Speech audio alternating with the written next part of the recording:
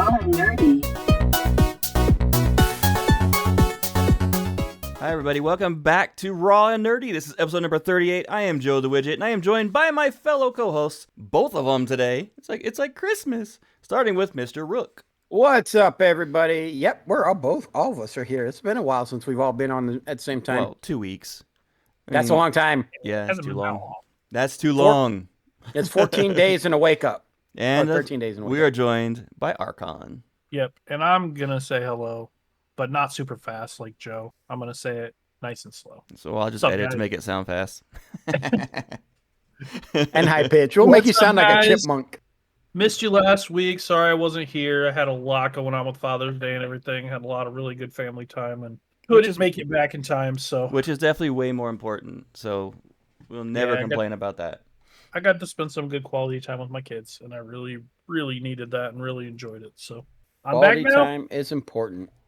and I'm ready to go. I was just looking at something. In one of our articles, you brought in our brain reacts differently to deep fake voices.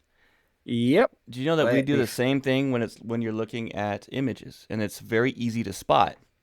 And one of the things that they were talking about was how when you look at the hands, because AI is very terrible with hands right now, they are always distorted and will normally be like one finger or two fingers combined or close together, or one finger will be way longer than it should be. That's one of the key things to look for when you're looking at deepfake. So the article actually says researchers first use psychoacoustical methods to test how well human voice identity is preserved in deepfake voices. They recorded voices of 4 male speakers and then used a conversion algorithm to generate deepfake voices. In the main experiment, 25 participants listened to multiple voices and were asked to decide whether or not the identities of the two voices were the same. They either had to match the identity of the two natural voices or of one natural and one deepfake voice. All the deepfake voices were sorry, not all. The deepfake voices were correctly identified in 2/3 of the cases. That's actually pretty interesting that our brains can actually identify that stuff. So it makes you wonder, the stuff we saw at the WonderCon with the voice actors, if people will be able to tell when the voice actors are doing the work and AI is doing the work. Yeah, it's nowhere near as sophisticated as people like to think it is.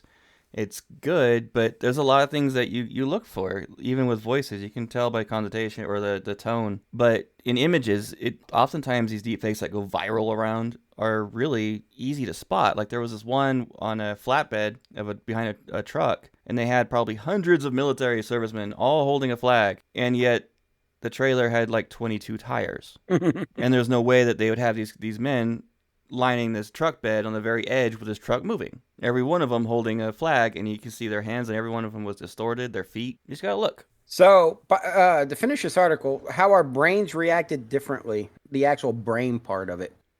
So there's 2 parts of the brains they checked, your auditory cortex and your nucleus accumbens. The nucleus accumbens is a crucial part of the brain's reward system. It was less active when participants were tasked with matching the identity between deepfakes and natural.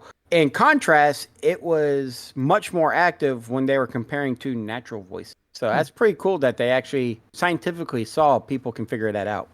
But back to what you were saying, even the problem with hands, not just AI, but even that's one of the most difficult parts of tattoos when you're looking at full body tattoos is the hand. Yeah, drawing, like artists and stuff, like one of the worst things to draw is hands. Hands, feet, and eyes. Well, eyes when you're going realistic, but yeah. Which is funny because the hand is so simple, you would think people would be able to see that and figure it out. It's hard to get proportioned right. It really is. I don't know why, but it really is. Try drawing a hand. It's ridiculous. You put your hand on the paper and you go like this. Even if you do that, it doesn't work out right. It still looks weird once you draw it. I don't know. When I was a teen, I used to do cartoons a lot. And then when I started doing humans, I spent hours trying to figure out hands, working with them. It's difficult. It's one of the main reasons why if you watch a cartoon, all the cartoon characters have either like 3 or 4 fingers. It's because of how difficult it is to draw a hand. For real. Yeah. That's Totally how that agree. whole thing started. with them only having like 3 and 4 fingers is because of how difficult it is to draw a hand. So How's our week's been, guys? What have you guys been up to? I have been working, and that's about it. I mean, I get a little bit of time here and there, but man, it has just been crazy. I don't know what you guys have for like. I mean, everybody knows by now pretty much that I work for FedEx and stuff, but I don't know if you guys do. You guys have like Charter Spectrum out in your area? We have Spectrum. Yeah, well, apparently they just decided out of the blue that everybody on this earth needs a new cable box. And we've just been getting thousands and thousands of them every single day. It's ridiculous. I'll have like 80 stops on my truck and like 40 of them will be charter. And I'm like, oh my goodness. It's like, there can't be a single person I have not delivered a cable box to yet. And most people don't even have cable anymore. Like, what is going on? Drives me nuts. So It's a marketing scheme. yeah, it's just been work, long days. But in my spare time, I mean, like normal, I've been playing EverQuest. That game's got me so hooked again, it's ridiculous. I joined one of the top end raiding guilds on my server, and I've just been having a complete blast. I got to actually raid this place called Vaishon's Peak, which it's in the Canark expansion, which is where this progression server's at, and it's like the top end raid for that expansion. And I in 25 years of playing this game, I've never done that place, never even stepped foot in there, and because it requires like this kind of complex quest to even get the key to get in. So I did the quest and everything, and was like, if I'm going to be in this top end raiding guild, I might as well, do it. And I got to go into the raid, and it was actually really cool because after 25 years of playing the same game, I'm doing something I've never done before, and I've just been having a lot of fun. Well, that's the whole point, right? Right. And like the most recent expansion for the game, they added this thing called Personas, which is basically like Final Fantasy 14, where you can keep your same character but switch to different classes and level up different classes with your same character. And it also keeps your same like key progression, stuff like that, so you don't have to redo all your keys all over on every single character. And that's been just a whole bunch of fun because I can play like lots of different things without having to worry about that whole redoing everything nonsense. All you have to do is just level. So I've been having a lot of fun with that. Taking the kids to Cedar Point tomorrow. Super excited for that. This is the first time this year that all of the kids have been like my daughter and my stepson have both been here to go. And we're taking my daughter's friend who has never been on a roller coaster before. Uh-oh. And that's Do gonna it. be awesome. It's That'll be it's a entertaining. guy that my daughter is interested in, and he wants to he's kind of one of those that is gonna try to impress me, so he's gonna go on everything and be terrified out of his mind, and it's gonna be hilarious. Find the biggest, worst one possible for his first one. Oh, I know. We were talking about that going on like Millennium Force or something first, which is like the big 300 footer. I would so laugh if y'all go on the rides and he starts loving them and wants to go all the time. Oh, I'm sure he's gonna love it. That's He's how it gonna have a normally blast. happens. I remember taking my kids to their first roller coaster. It was a blast. My son loved it, even though that ride I took him on was like these motorcycles that you had to be on the roller coaster. They strapped you in. That thing hurt the crap out of my back. But he was laughing and smiling the entire way. So the first time I took my daughter to Cedar Point, she was super excited. We got there and she cried and didn't want to ride anything. And then finally I forced her to ride this ride called Valraven, which at the time was the world's tallest and fastest drop coaster. It was one of the biggest, baddest ones there. And I made her ride that one first. And then after that, after she got off that ride, all she wanted to do was go to the next one. She's like, let's go. And we ended up riding like everything in the park that day. So I still remember the first time I fell in love with roller coasters. I was terrified of them as a kid. I don't know why. But when I was 12 years old, I think, my dad, his company he worked for, Borax, they rented out all of Magic Mountain here in California, Six Flags, from 5 p.m. until 10 p.m. that night. So we had the entire park just for the company, probably about 300 or 400 people. So there was no lines to get on anything, and my dad made me ride one roller coaster. That was it. He said, I'm going to pick one of the more mild ones for you. You just got to ride one, and I will not ask you to ride another one the entire night. So I finally just gave in. I remember being in line, going up to it, and the ride we did was Revolution. Very simple roller coaster and has one loop in it. I remember being terrified until we got into the cart, strapped in, and as soon as we took off, I started laughing so hard that my dad started laughing, and everyone around us started laughing the entire roller coaster. And I talked to him nonstop the entire way through it. Nice. Then I rode every single roller coaster in that park that night. I rode Viper 6 times in a row without getting off. Yeah, Viper's awesome. I love that ride. Became an addict after that point for roller coasters. So I will let y'all know. I'm deathly afraid of heights when I feel like I don't have control over my environment. I can't So- do heights either because of an accident I had a few That's years the guy back, who but works in avionics. I am Dude, deadly afraid will- of heights. I He will works on ride the in ground. an aircraft. I will ride in an aircraft and I will fly all day long. But for some reason, going on a roller coaster, especially the Tetsuya in Six Flags, scares the living out of me. I have no problems with roller coasters, airplanes. I love Yeah, me piloting and things like that. But if I'm on a ledge that's more than like Yep, 5 stories same. up, nope, not happening. Same. I'll ride roller coasters, but I'm not a huge fan of heights either. So But roller coasters are like, you're so strapped in that you just kind of feel safe. the one Like- that actually made me feel really nervous was the Colossal Giant. And that's actually the one that really hurt my neck while I was riding it because it jars really quickly when it does its turns. And I already got a messed up neck. So, and I rode the Ninja earlier, which was That also was a jarring fun. one. Yeah, it's a It's little jarring. fun. It's jarry though. You so rode it hurt my Colossus. neck. That was a wooden one. Yeah. Yeah, that was rough. They got rid of That's that one now wild. though, and they made it metal. Did they? That's what they did at Cedar Point too. They got rid of. They had one called the Mean Streak that was a big giant wooden one, and they got What's rid the of Giant? it. Sorry. They got rid of it and they replaced it with this ride called Steel Vengeance, which is a steel roller coaster on a wooden track. But it's awesome. That's like one of my favorite ones there. The last wooden roller coaster I've been on was at Knott's Berry Farm, and that wasn't that long ago. That was like 4 or 5 years ago. Yeah, I'm not a fan of wooden roller coasters. They They're painful. they hurt. Yeah. My daughter just went to it's owned by Cedar Point, but it's just a little park in Michigan called Michigan's Adventure. She just went there this last weekend or just a couple days ago with her mom and her stepdad, and she was telling me about how she waited in line to go on this ride called the Wolverine Wildcat. I was like, you waited in line to give yourself a headache? Why? It's like Batman. What is that? Batman's cool. I like Batman. The one we had up in Buffalo, New York, that thing, no, that was most people coming off that ride would have back complaints, neck complaints. Isn't that the one where your feet dangle? No, not that one. Oh, not that Batman. Different Mhm. Batman. Yeah. Oh, The Batman at Magic Mountain and Six Flags, they do. That one's fine. yeah, that's the one where your feet dangle. I'm a huge fan of the Riddler at Magic Mountain, where they drop the floor out from underneath you, so your feet are dangling and you're sitting down on a loose. And it's anything with loops and turns and spirals, I'm all for it. Have Yeah. you rode the Tetsuya?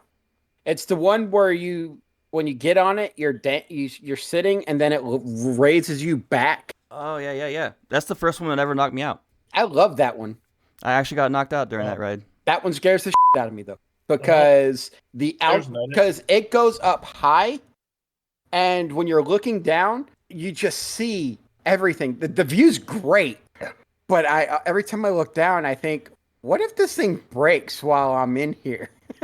Even though I know all of the safety things that go into roller coasters and whatnot, I always have that fear in the back of my mind. But it was fun. I rode like 5 of the roller coasters before my neck started hurting so bad that every time I jarred on a roller coaster, I was in severe pain. So my buddies went and rode the Wonder Woman. It was his first time. It was their first. A lot of new rides there that I've never ridden, that I haven't ridden at Magic Mountain.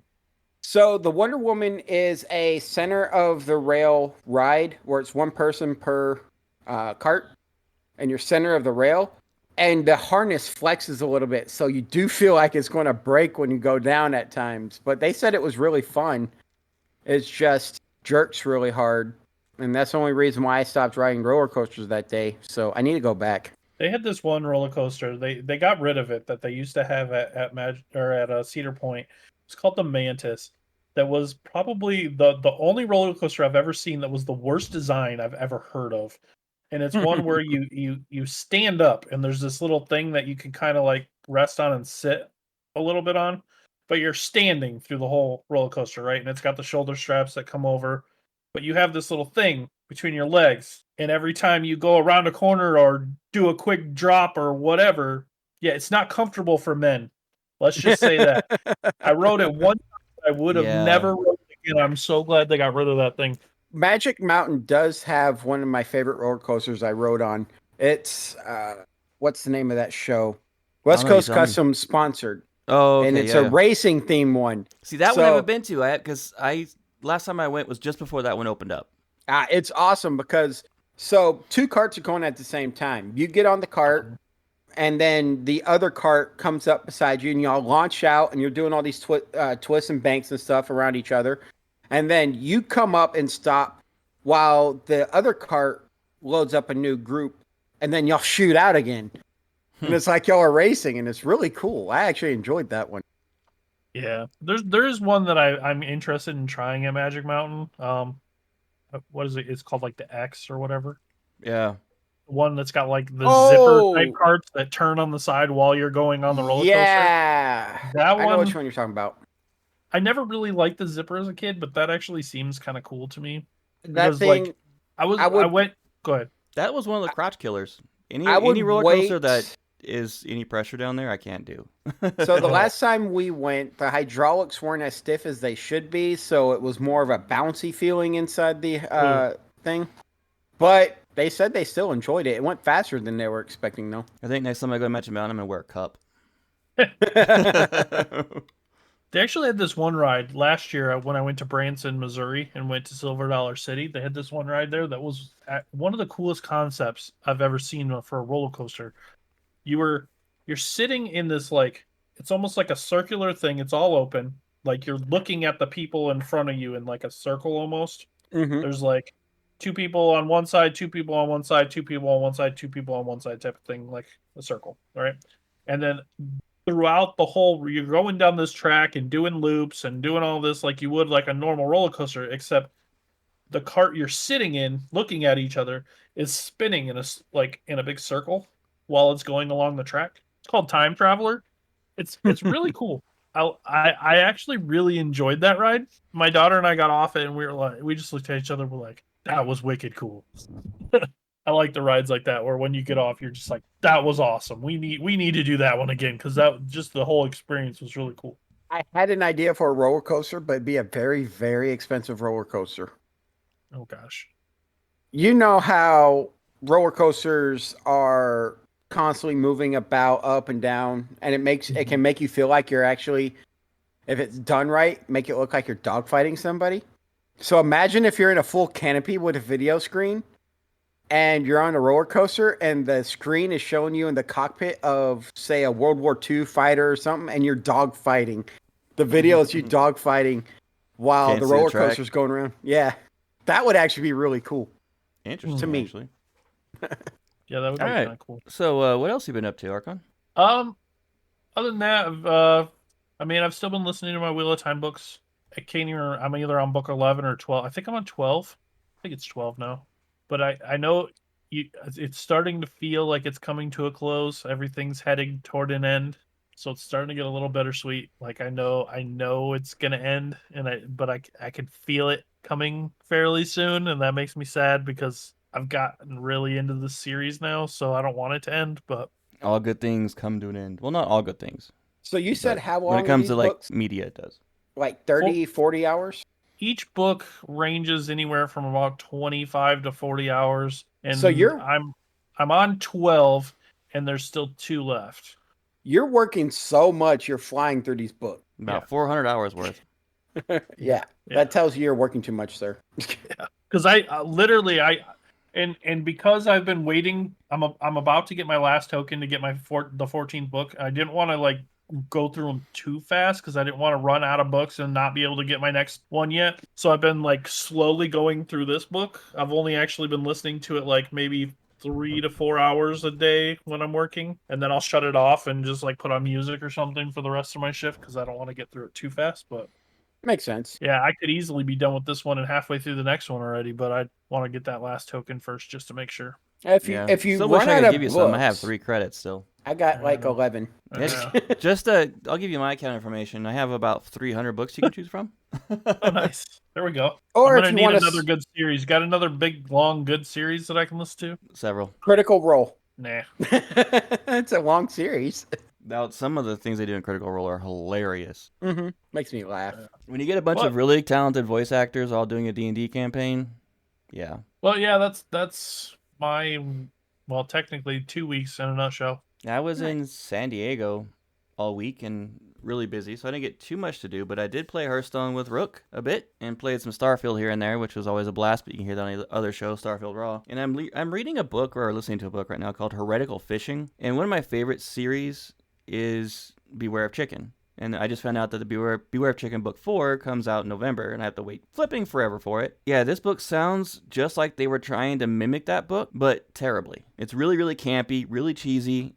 You've been running into a lot of bad books lately. I have, but I have one that's next on my list that got really high reviews called An Adventure Brewing. So I'm gonna give that one a shot after I finish Radical Fishing. We'll see. But yeah, it sounds like they were trying to copy Beware of Chicken, but did not do very well. If you haven't heard that series yet, Beware of Chicken, you got to listen to it. Sounds like a very exciting week. Yeah, I've been busy. All right, so my week's been pretty slow. Been focusing on my house a bit.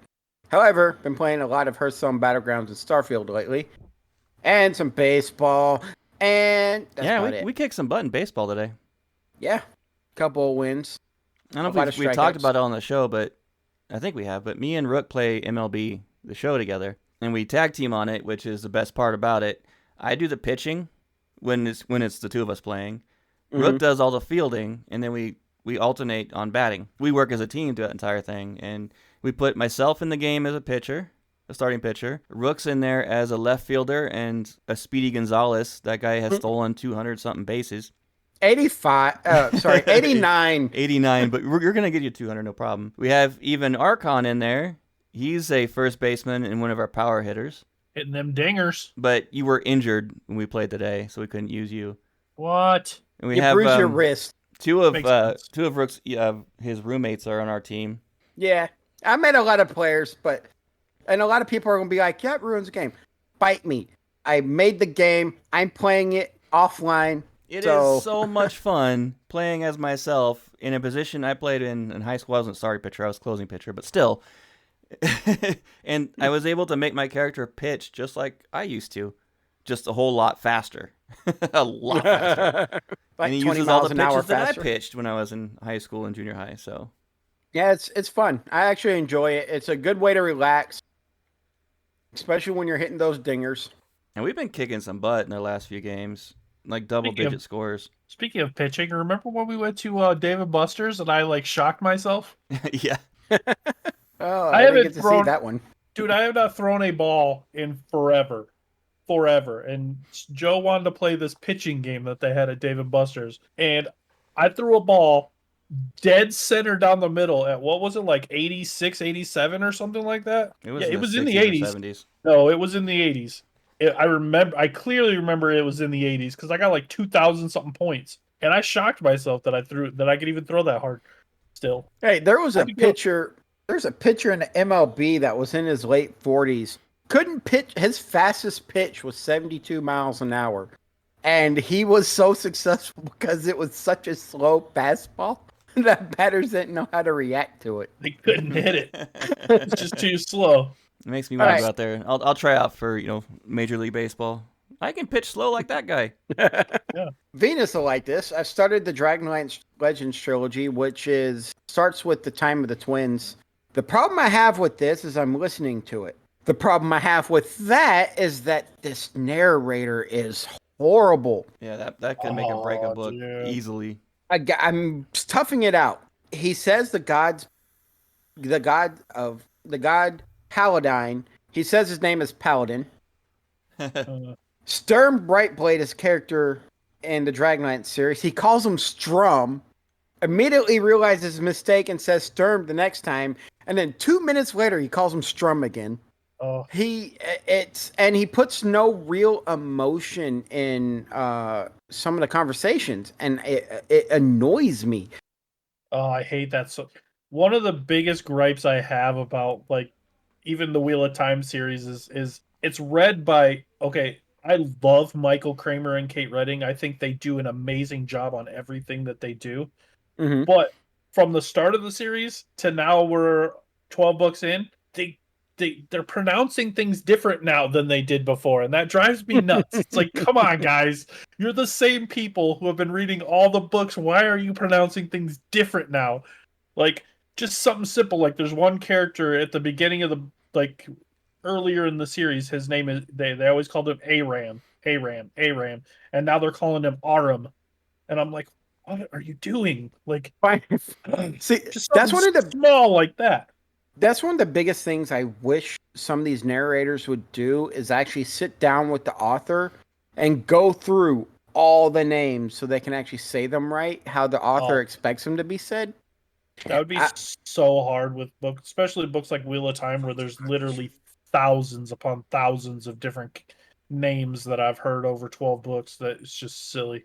yeah, but names that you're not repeating multiple times, that's one Yeah, thing. But main big ones that characters, big ones that you hear about a lot. Like, and once you start pronouncing it one way, pronounce it that way through the whole book, yeah. like through all of it. Don't change it in the middle. Oh, So this is the only time listening to a Margaret Wise and Tracy Hickman novel on Audible where I had to force myself to listen, ignore what the author is or the narrator is saying and how he's saying it, and listen to the context of the story because it's so annoying.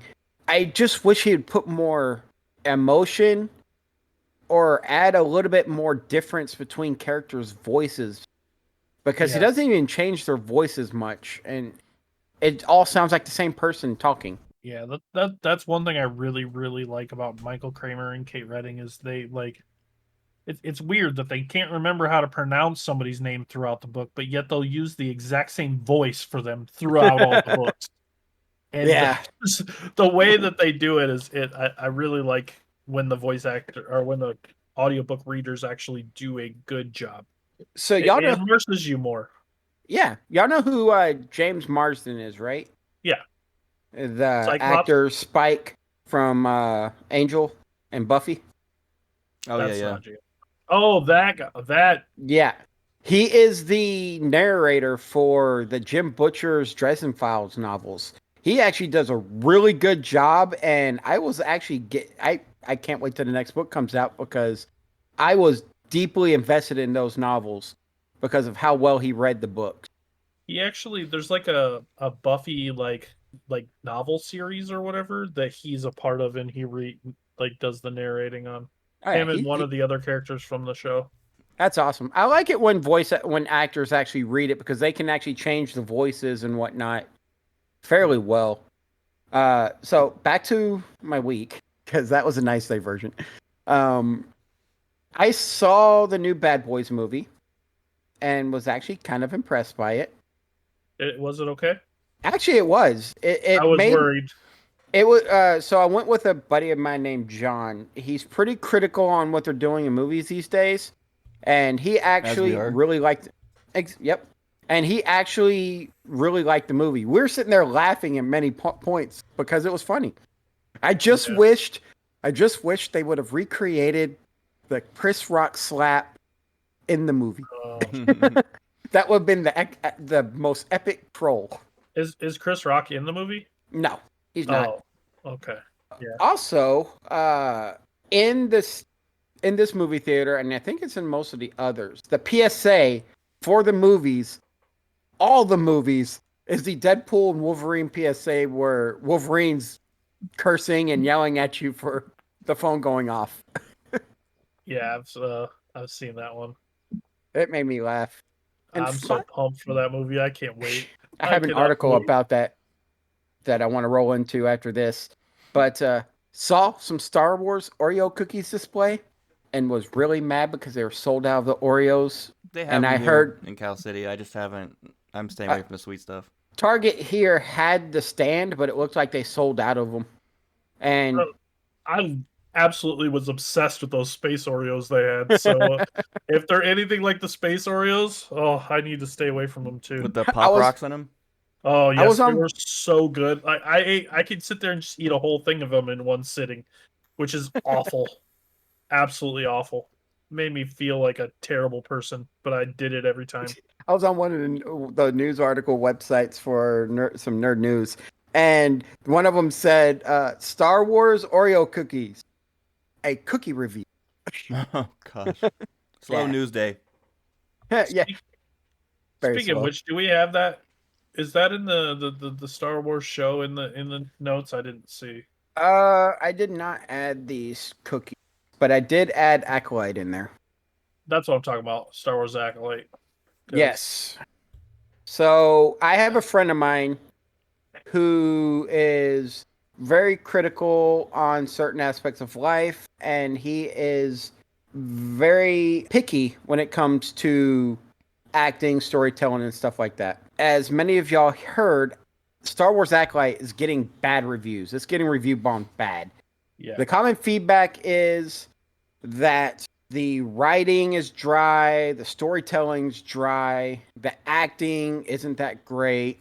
So my friend who watched the first 3 episodes was telling me that So they just need to bring in Jar Jar Binks and it won't be dry anymore. Oh gosh. Are you one of the writers on the show? Just tell us now, Joe. Are you one of the writers on the show? I would 'Cause not even admit it if I ever was. That's No. the only way that Disney could possibly screw up Star Wars more is by bringing Jar Jar Binks back. See, So- I'm not the right gender for that show to be a writer for it. Yeah, so as many of y'all have probably seen in news articles, Kathleen Kennedy, the head of the Star Wars division of Disney, I think she's the producer of the show. I don't remember her name, but they're sitting there saying that it's getting bad reviews because the female writer and female writers and all that. The problem is that's not the reason. The reason is the storytelling and the writing is dry and the actors are not good enough to make up for it. My friend, who gives everything a pretty good shot, he was watching it, but after episode 4, he came in the next day and goes, I gotta tell you, after I finished watching episode 4, I will officially say I don't like it. Was that Kirk? No, it Oh. was I don't like going in politics. I'm trying to avoid it. So I was asking if Kirk was the one that didn't like it. no, it was a Okay. coworker at work. He is very open-minded about a lot of things. I'm very open minded about a lot of things. There's a lot of shows and movies and stuff that people say they hate, that just were awful. That I'm like, it wasn't that bad. It was at least watchable. And outside of the first season of Mandalorian, they have not given me a Star Wars show that I've even enjoyed. No. Yeah. Well, the thing is I haven't the finished a single one of the series. Not a single one, because they've all been bad. It's not to be The thi- political or anything like that, but this is not political. But it feels like Disney is purposely trying to take the biggest intellectual properties and purposely trying to ruin them. they have come out and said they have an agenda and they're trying to follow through with it. Well, they need to stop Yeah. because it Go back to sucks, and storytelling, please. Yeah, go back. So Like they've released one movie recently that is actually somewhat original and like actually has a decent story, and that's Inside Out 2. I've heard that's actually a pretty good movie. But other than that, they're just like, how can we ruin what we've already done? Mm-hmm. all right, so I'm a guy. My opinion to females that listen to our show: watch the show, Star Wars Acolyte, and give us your opinion of it. Because See, I don't care what gender or anything like that, or well, no, the thing beliefs is that they do it, but the arguments that Kathleen Kennedy and this producer are saying is it's because it's a female leading the geez, show of and course all they're gonna that. Blame that. That is what the articles are saying, and it's like no. It doesn't matter who wrote it, it's bad. Yeah. You just need bad. good storytelling and good writing. Hire better people. Now, that rolls me into my next story. Or my next topic. What do y'all think of George Lucas coming back to Star Wars? About time. I wish he would. It's reported that he's coming back to Star Wars. As long as they give him Maybe creative it'll freedom on finally it. be good again. Yeah.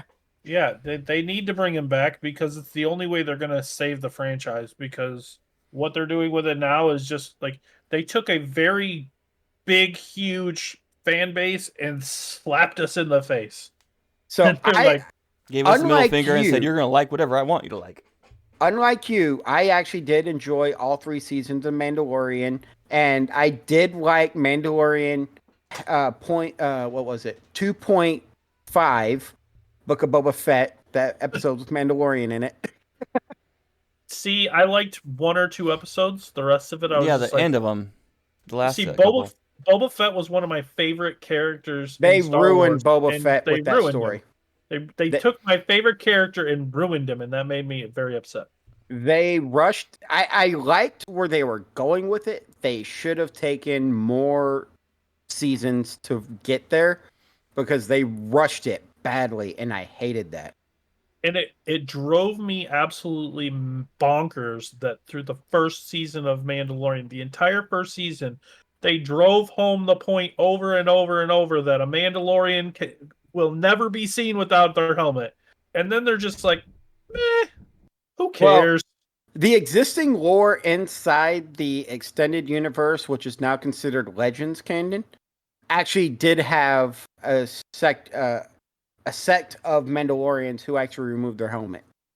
Yeah. So well, they kept true to what they're doing, and I've seen this a lot lately, is they're taking stuff from the expanded universe and bringing it into the official canon again, but Stop. really not doing it well. Yeah. Stop.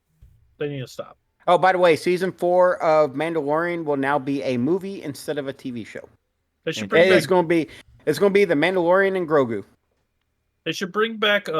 They should bring back George Lucas and have him do full creative control, a Shadows of the Empire series. That will be interesting because I actually do like the game Shadows of the Empire. Yeah, that would, there's Oh. enough there to make a really cool game out of. I have with a Dash very- Rendar. I have a funny story to tell you guys for getting one of these news articles I was reading.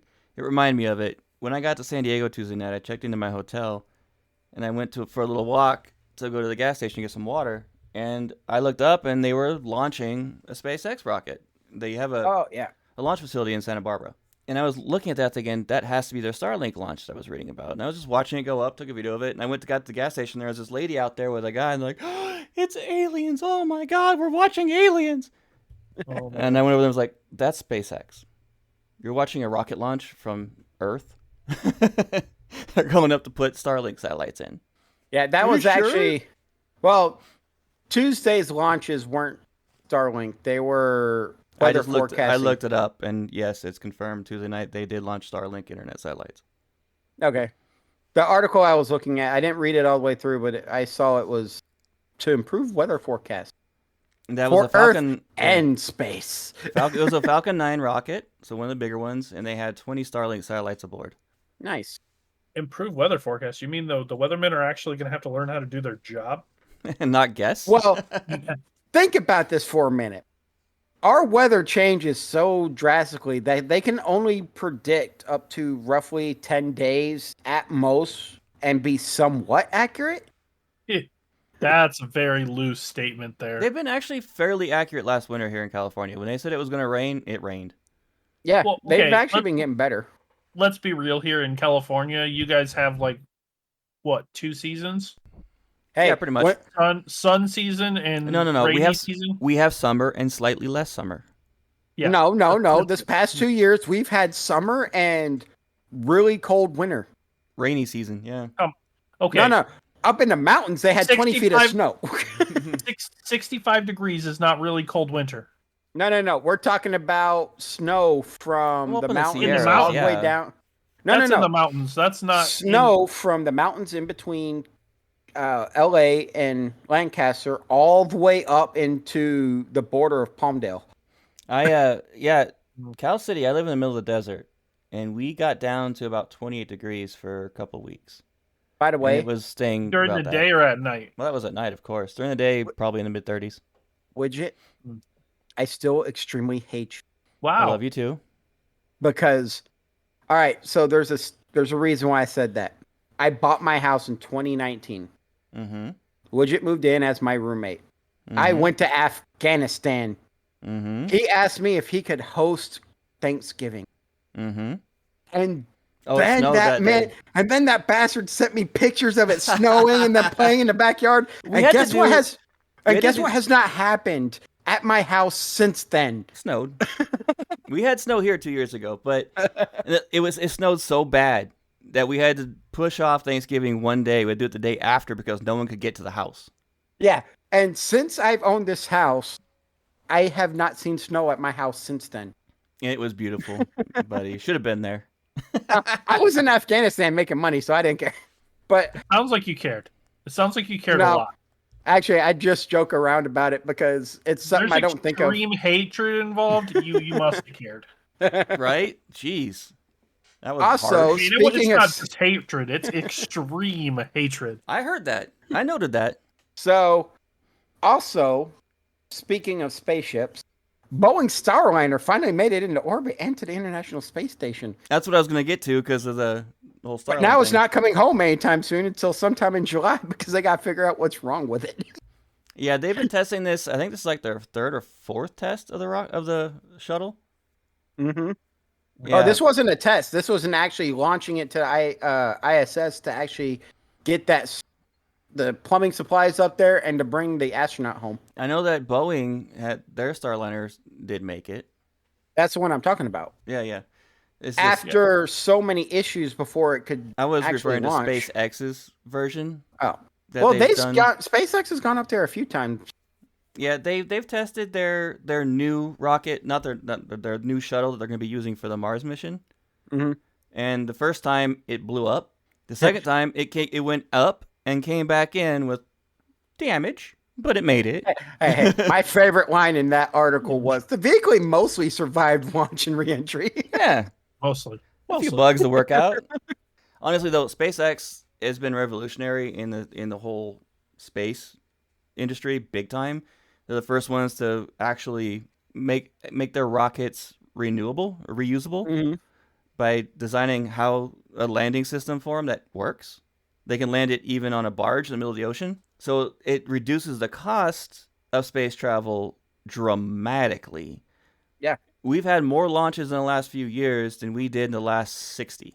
Also, they're also proving that their reentry modules for their manned reentry modules are actually more durable than the space shuttle was near the end of the space shuttle's time. It's because they're putting all of their money into their research instead That's- of It's whoever the they private use sector to. was booming our space industry again. They It's awesome. have more of a budget than the government gave NASA, so they can actually invest in these technologies to make sure they're perfect before, or more perfect before they get into. I was so mad when the Space. government tried to kill NASA, just completely phase them out. Yeah, but now NASA is working with these civilian companies, and they're It's doing the a lot of public good. buzz, so now they want to get back into the space race. Awesome, Mhm. let's do it. Yeah. I still think that's the future of humanity. And staying in the space articles, the foundation that honors Star Trek creator Gene Roddenberry, the Roddenberry Foundation, is offering a $1 million prize for an AI startup that benefits humanity, which is awesome because they specifically said it has to be for the betterment of humanity, not all these other things that you see people doing with them, with making art, making movies, stuff like that. No, this has to be a way to better humanity. There's so many of these AI startups that are actually under investigation right now with the government for shady business practices, and a couple of them being sponsored by Microsoft. I won't be surprised. Yeah, that's a whole different article in itself, and a whole different day. That we could do a whole episode about Microsoft and all the lawsuits they've had against.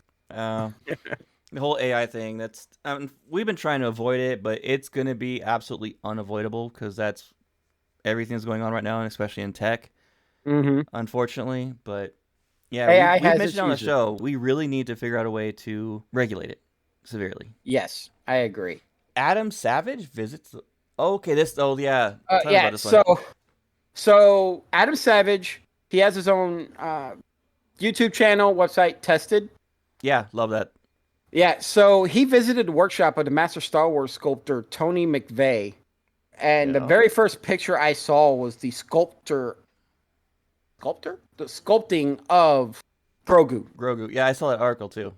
Yeah, it's awesome. I want to go watch the video on Tested because it looks like it's going to be interesting.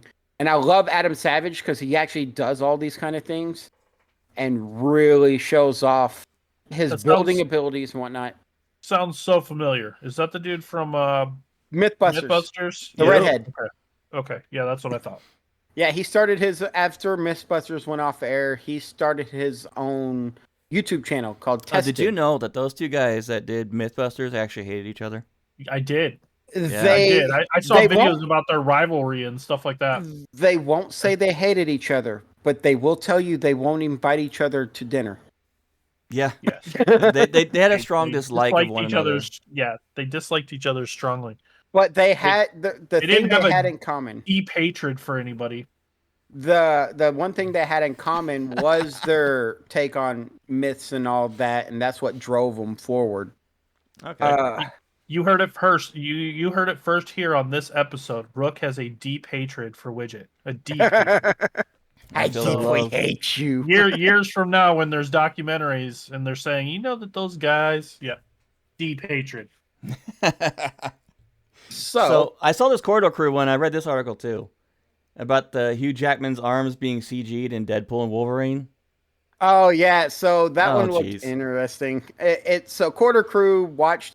They did a VFX artist reacts video to a lot of different shows, and at the end they were talking about Hugh Jackman's arms in what we can see in the previews for Deadpool and Wolverine, and they think it actually, based on a few key factors, they actually might be CGI'd.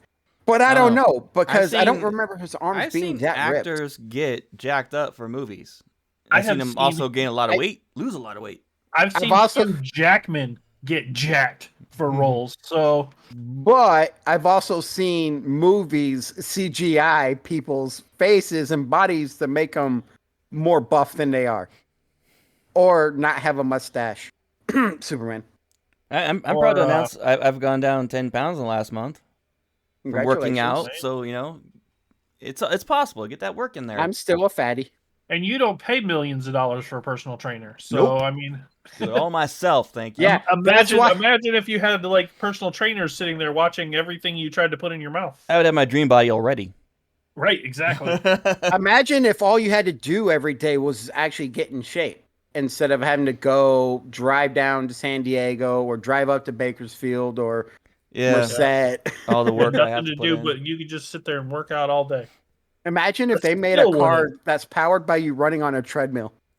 I work out an hour and a half, 5 days to 6 days a week, and that's tough enough.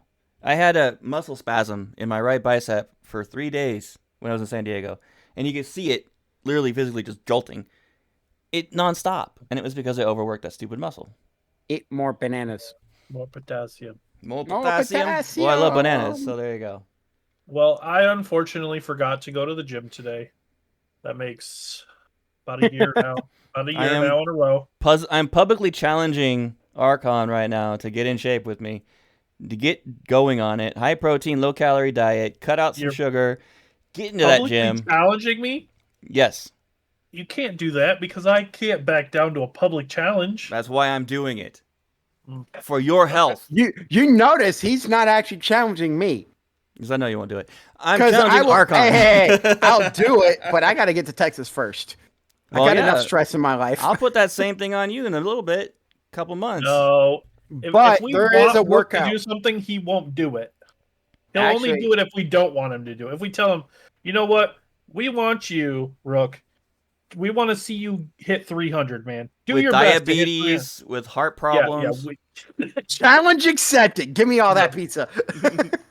Donuts. Where are the donuts? Actually, my goal is when I get back to Texas is actually start going back to the gym, reading up more on the workout regime I want to follow by Gym Fitness.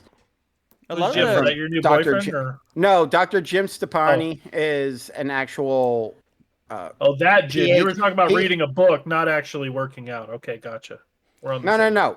Going to the gym and then also using a workout technique from Dr. Jim Stepani.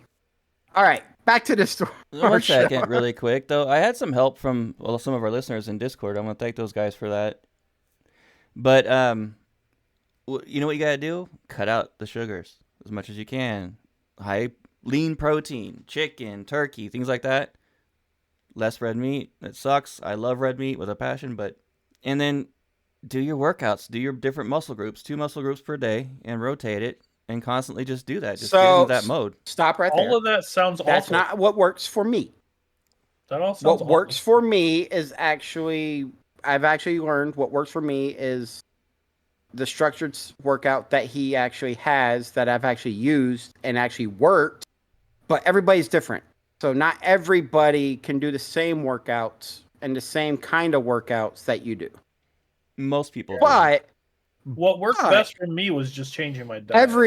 Every not workout person, what's the word I'm looking for? Physical fitness expert will tell you is tailor the workout to yourself. What works for somebody else might not necessarily work for you. Well, however, the things that do work for everybody is cutting out sugars, not natural sugars, the added sugars. Well, your body needs natural sugar. It's part of your pancreas process. But what your body does is that if you put a lot of sugar into your body, it's going to process the sugar as energy before anything else. So everything else gets stored as fat. When you cut down all those processed sugars, the sodas, the candies, your body then has to go to other sources for energy, and that's when it goes to the fat to start burning that off. And you can't just do diet without exercises. You can't do exercise without diet. You have to do both. Right. But the thing, okay, so for me, like, I'm not looking to get jacked. So for me, the exercises isn't necessarily going to be work 2 muscle groups a day, blah, blah, blah. It's going to be, for me, what's going to work best for at least at first. And I've done this probably 3 or 4 different times now. My weight fluctuates a lot. But what works best for me is to change my diet, cut down to about between 1,800 and 2,000 calories a day max. So cut my diet, drink lots of water, and do a lot of like cardio-based like workouts. And the muscle group thing is great if I'm trying to get jacked and I'm trying to put on a bunch of muscle, but I tend to put muscle on pretty quickly. So if I start putting on muscle, I actually gain weight instead of losing weight because I take all that and I just build muscle with it, and then muscle's heavier than fat. So of gaining weight. And I haven't been trying to build muscle. I'm trying to tone it. I'm going for a full tone workout, which is low weight, high rep. For me, because of how heavy I am at the moment, I have to lose a bunch of weight first before I can start. And now, another thing for people to understand is scales work to a limit. Go by how your clothes are fitting you and your actual size of your body versus weight. Because like Archon said, once you start, if you got a lot of fat and you start building muscle and draining that fat, you're still going to gain weight after a while.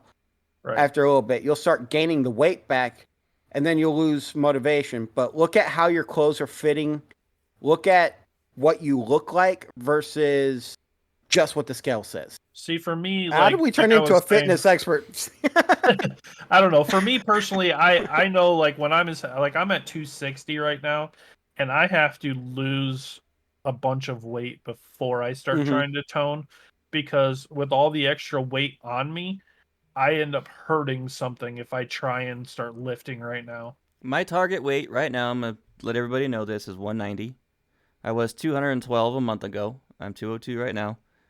And then if I hit 190, if I'm not exactly where I want to be, I'm going to go for 185. That's my low limit. That's my goal. What is your goal, Archon, for this challenge?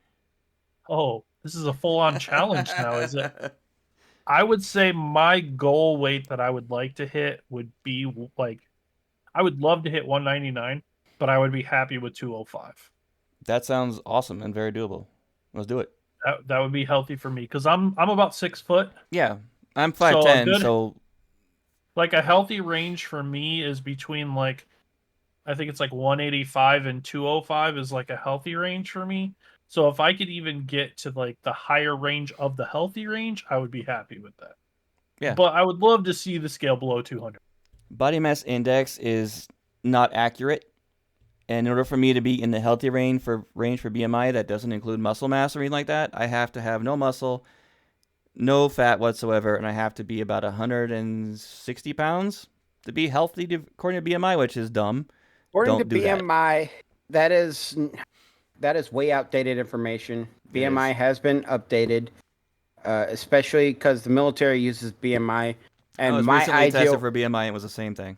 my ideal range, which actually is true, is 170 to 186, and I want to get back down to 175.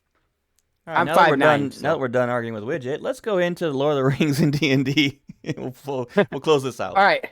So many people who read the Lord of the Rings and all that don't really understand when Tolkien wrote these novels. He wrote these novels while on the front lines of World War I. But Lord of the Rings' best first stage story was inspired by his life. And I believe that is the Sam and Rosie getting married at the end. Mm. All of the relationships inside the show with the strong, or in the novels with the strong female support for the male character and vice versa, is based on that part of his life. A true love story. That was awesome. And the love story that meant the most to Tolkien himself was the story of Beren and Luthien, which was directly inspired by his own life. Now, this D&D news one's really interesting because D&D got ruined recently, and that looks like they're trying to fix it. So, yes, as everybody knows, D&D, they came out with the one D&D stuff. However, the new playbook going into 2024, the new player's handbook, emphasizes more on the background will dictate what bonuses you get to stats versus you roll up your character, you choose your species, you choose your class, and then your stats are adjusted by your class. Instead of doing that, now it's all built on the background of the character. And I actually like that. I know a lot of DMs that do that already as it is, because it makes you actually more invested into your background of your character and the story of your character versus just building this character to run in this game. Yeah. So there are some things that are coming out of it. Like some things, they have changed the backstories of some of the races and whatnot. I have issues with that because there are stereotypical reasons. There's reasons why stereotypes exist. And when you create a race that had this kind of history and now you're just moving away from that, that bothers me. But making the backgrounds really prevalent, I love that. It will be my favorite thing that they do. Well, that's going to wrap up tonight's episode, guys. So if you want to reach out to the show, if you want to reach out for advertising, for anything official or business-wise or requests, please email us, podcastraw@gmail.com. You can follow us on Twitter as well, @podcastraw. Our Facebook is Raw Podcast. Our Instagram, Raw Podcast 1. And our Discord is discord.gg/Raw Podcast. Come on in, say hi. You can even often talk to one of us, or two or three of us, and hang out with like-minded people. It's a great time. We highly recommend it. We had one person join in today and say that, I heard this was the place to be. Well, you're not wrong. Welcome. It is the place to be. Come in, enjoy yourself. Yeah, exactly. Come on in. Make some friends. The water's warm. And join us on Discord, because we like to chat with people on there. We have fun. We've been starting to get a lot more people actually going into voice chat. We have a lot of people say that they're too nervous about it and stuff like that. Come on, we're normal people. Come on in, say hi, talk. We're not superstars yet. Not yet. But even when we are, you can still come in and talk. If you can follow us individually as well, I am @TheWigit, TheWigit, on pretty much everything. Or as Rook likes to say, Wigit. That's the best way to know how to spell it. It's true. It's not wrong. I don't like when people call me Wigit. Except for when we were at the place and they kept calling you Wigit until I said your name over the radio and they go, oh, that's how you say it. Yeah, I was trying to gradually lead him towards that. Instagram, I am AuthorWigit, AuthorWigit. You can find me almost everywhere as Tomcat213 or some variation of it. There's a few places where I'm Rook213, and that is Steam and X. Yeah, we'll go with those two for now. And you can find me on social media as the Archon 606. That's THEA QWICKRCHON 606, or on all video game platforms as Quick QWICK_D_606. Thank you so much for listening, everybody, and we can't wait to talk to you again next week. Y'all stay nerdy now. You hear? Have a great week, guys.